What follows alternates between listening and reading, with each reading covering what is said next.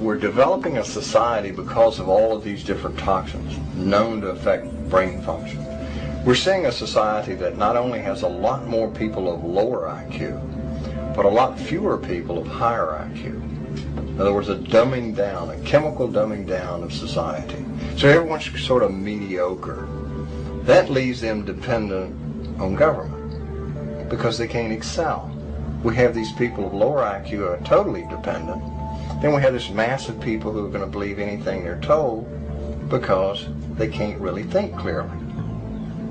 And very few people of very high IQ who have good cognitive function who can figure this all out. And that's what they want. So, you can kind of piece it together as to why they are so insistent in spending so many hundreds of millions of dollars of propaganda money to dumb down society. The secret organizations of the world power elite are no longer secret. They have planned and are now leading us into a one-world communist government.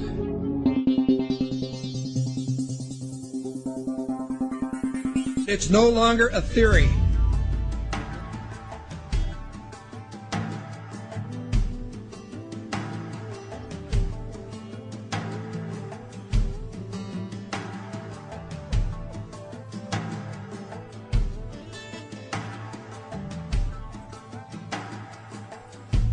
The German philosopher Johann von Goethe once said, "There are none more hopelessly enslaved than those who falsely believe that they are free."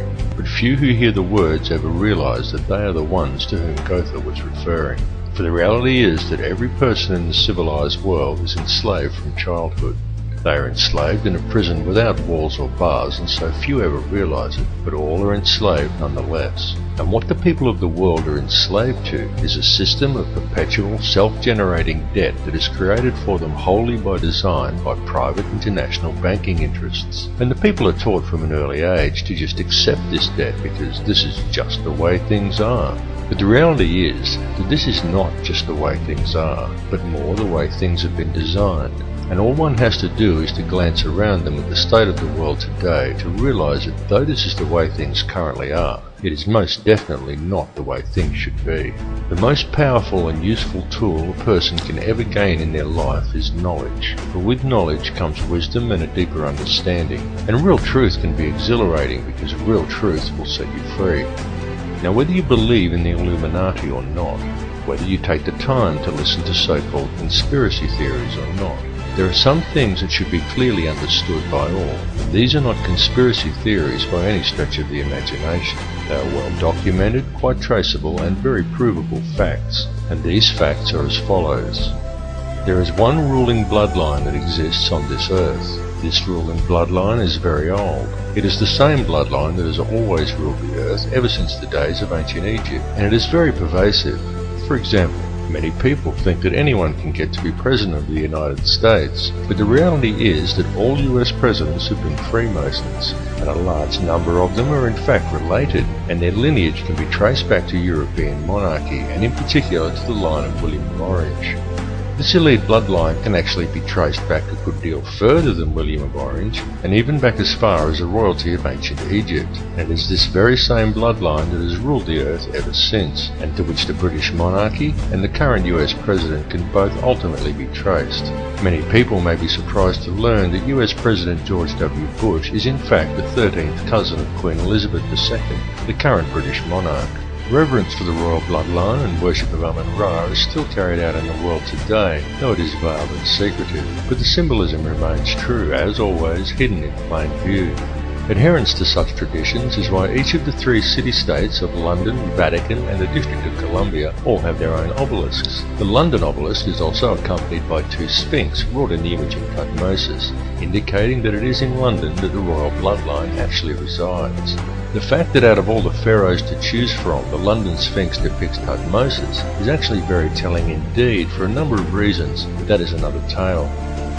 The British monarchy is steeped in ancient traditions and symbolism, and they do not attempt to hide these connections. They just don't mention them or answer questions about them, but the signs and symbols are right there for discerning eyes to clearly see, again, as always, hidden in plain view.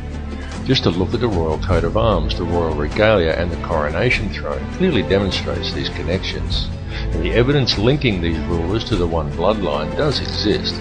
All the information to verify these claims lies within the public domain. It is up to each of you to connect the dots yourself. More importantly, however, is the fact that over the last 200 odd years there has developed behind this ruling bloodline another elite class, somewhat similar to a priesthood that remains hidden in the shadows. This shadowy priesthood is the money changers, the international banking elite, consisting of 13 very influential families, and it is this shadowy elite who ultimately controls things from behind the scenes.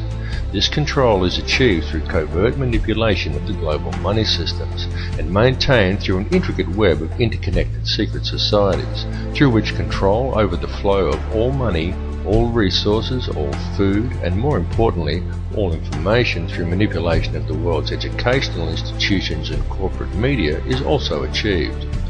Many of these smaller secret societies are completely oblivious to the existence of the others, but all lead back to a round table of just 6, and ultimately to one at the very top that is populated by virtually a handful of individuals. It is this handful of very powerful men that controls all the other societies, and through them the heartbeat of the entire world.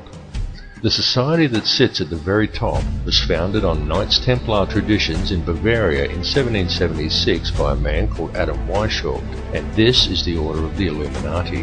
The man who commissioned Weishaupt for the task was Mayor Amschel Rothschild, and it was done in order to carry out a plan conceived by Rothschild and the heads of 12 other families at a secret meeting that took place in 1773. These families included the Warburgs, the Schiffs, and the Oppenheimers. The Illuminati has since become the most powerful society in the world, and in the last 230 years it has been instrumental in helping the Rothschild family accumulate over 1/2 of the world's total wealth, at the cost of quite literally millions of innocent lives. The hoarded wealth of this one family alone could comfortably feed, clothe, and house every man, every woman, and every child on Earth. And this is just one of the 13 Illuminati families. The goal of the Illuminati has always been a simple one, and that is to achieve, by whatever means possible, total ownership and control over no less than every resource, every government, every rock, every drop of water, every blade of grass, and every living creature, both human and non-human, in the entire world. And since its inception, for over 230 years, the Order of the Illuminati has been tirelessly, relentlessly, and unfalteringly steering its members towards the achievement of that one ultimate goal. Through secrecy, they have so far been extremely successful in their endeavours. In fact, so much so that we are right now living in the time when they intend to see this long-spanned work come to fruition. The situation we are witnessing in the world right now is in fact the final endgame of the Illuminati. This is their big grab for ultimate power and mass depopulation. Some people claim that the Illuminati is a myth, and what is really to blame are organisations such as Zionism, but I assure you that this is not the case. It goes far deeper than Zionism, and such people have simply limited the scope of their vision. They have locked onto an answer that supports their beliefs and have refused to delve any deeper. They are not seeing the bigger picture. Greek philosopher Socrates once said that true wisdom is knowing how little we actually know, and he was absolutely correct, and this is why it is important to keep an open mind and allow your beliefs to be flexible enough to change as new knowledge is acquired. And it is important to listen to all the information and not to just that which reinforces your beliefs, because this conspiracy goes very deep, and Zionism and the Jewish influence over the money system is merely one layer of it. It goes still deeper even than the Illuminati. Those who we know as the Illuminati are merely the shadowy controllers.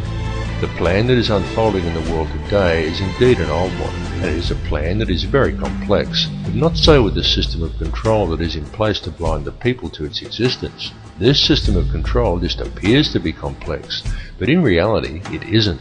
In reality, it's very simple, and it's very fragile.